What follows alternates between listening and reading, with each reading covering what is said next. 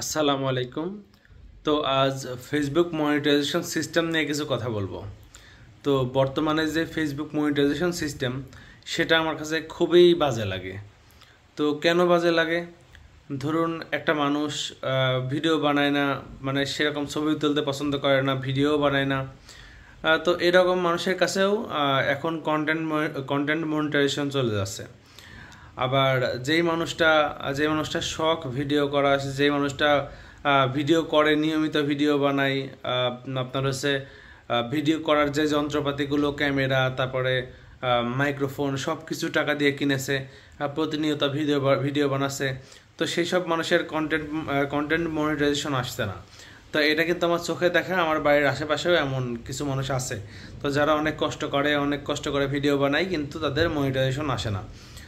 আবার যারা ধরেন ওই যে বললাম যে যারা ছবি মানে ঠিকমতো ছবি আপলোড করে না, ভিডিও কি আপলোড করবে, এরকম মানুষের কাছে মনিটাইজেশন চলে যাচ্ছে। তো তারা ঠিকঠাক মতো ক্যামেরায় ধরতে পারে না, ক্যামেরা এরকম করে লাফাই। তো এদের কাছেও ঠিকঠাক মতো মনিটাইজেশন চলে যাচ্ছে। আমার কথা হচ্ছে যে এরা যদি মনিটাইজেশন পায়, তো এরা যদি নিয়মিত ভিডিও না বানায়, তাহলে এরা কি আর্ন করবে বলেন?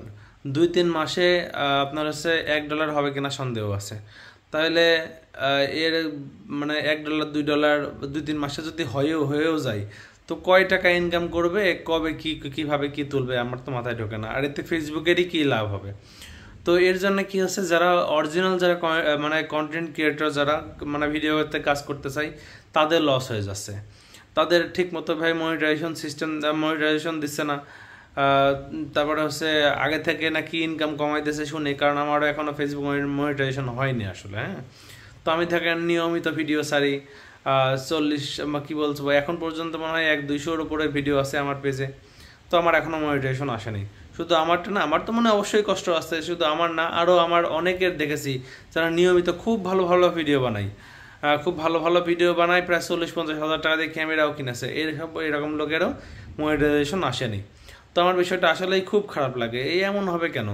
এর থেকে দেখেন ইউটিউব ভালো। নির্দিষ্ট কিছু রুলস আছে যে আপনি যদি মানে লং ভিডিওতে মনিটাইজেশন পূরণ করতে চান, সেক্ষেত্রে আপনি মানে 1000 সাবস্ক্রাইবার আর হচ্ছে 4000 মানে ঘন্টা ভিউ লাগবে 1 বছরের ভেতরে। আর যদি শর্টসে আপনি মানে শর্টস ভিডিও দিয়ে মনিটাইজেশন অন করতে চান, সেক্ষেত্রে 10 মিলিয়ন ভিউজ লাগবে বা 1 কোটি ভিউজ লাগবে 90 দিনের মধ্যে। কত সুন্দর সিস্টেম! যদি করতে পারে আছে, না করতে পারলে নাই। তো যারা ঠিক মতো বানাইতে পারবে না ভিডিও, যাদের ধৈর্য নাই, তারা তো মনিটাইজেশন পাচ্ছে না। আবার যারা ঠিক মতো কাজ করবে, নিয়মিত কাজ করবে, তারাই কিন্তু ওই ভিউজটা পূরণ করতে পারবে। তো সেক্ষেত্রে ধরেন এনারা মানে যার প্রয়োজন, যার পাওয়ার, সেটা কিন্তু ঠিকই পেয়ে যাবে। কিন্তু ফেসবুকে এমন সিস্টেম না, যাকে তাকে আজকে পেজ খুলছে, কালকে মনিটাইজেশন চলে আসছে, 3 দিন পর মনিটাইজেশন চলে আসছে। আর সেও তো খুশিতে লাফাচ্ছে, আমি তো মনিটাইজেশন পেয়ে গেছি।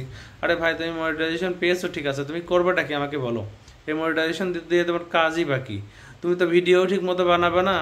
তুমি আছে মানে কি বলবো, মানে শুধু পিকচার ছাড়লে তো আর মানে কন্টেন্ট ক্রিয়েটর হওয়া যায় না।